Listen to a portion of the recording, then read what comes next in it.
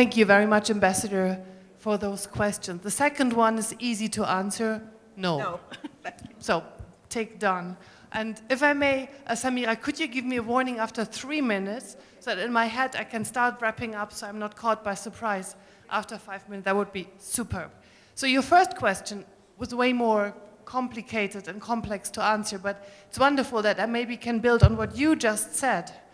Because ultimately, if we want to transform dignity into a global principle, into a global mandatory framework of all political decision-making, we need to look at who's taking those decisions today. And that's about power. And power is like who holds it, what is done with that power, how is it implemented, and also to what extent does it serve the purpose of improving life of societies, or is it for holding power and keeping it in closed rooms of a few that benefit from it? And that there are so few women in this political power position. I mean, now 2026, if you look at the upcoming 80th UN General Assembly, it's the most powerful men's club of the world. More than 90% of the participants there will be men. That's in 2026. And if we look at cabinet ministers, I mean, we have you here, but cabinet positions still, more than 80% of them are held by men.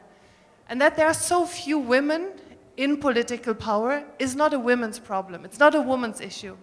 It's a societal issue, it's a governance issue, it's an ethics issue, and it's also a dignity issue. And finally, and that I want to make as an appeal to all of you, it also means it's less intelligent. It's way less intelligent to exclude half of the talent of a society for the decisions that concern everybody. And I think theoretically we can all agree to that, so let me break this down into a few very concrete examples.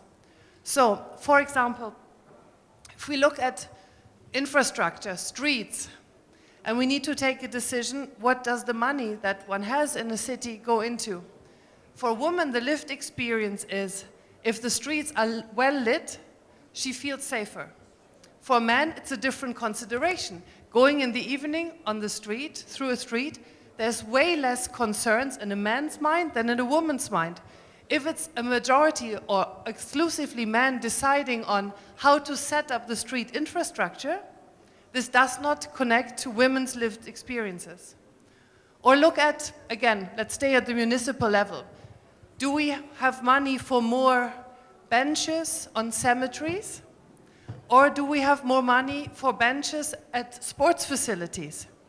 The benches on cemeteries tend to be used by women because they outlive their husbands very often, even though husbands' life expectancy goes up when married. By the way, for women it's the opposite. But so there's a decision to be made for a limited budget. Health as well. Health, if a family is healthy, the personal freedom of a woman is bigger. So she would go in politics more on prevention to prevent diseases instead of fixing health problems. So, coming back to your initial question and to your final statement, it's a structural liability if we don't include women equally in political decision-making, and to reach ultimately a societal model where we treat each other with respect and dignity, we need women as much at the table as men. Thank you.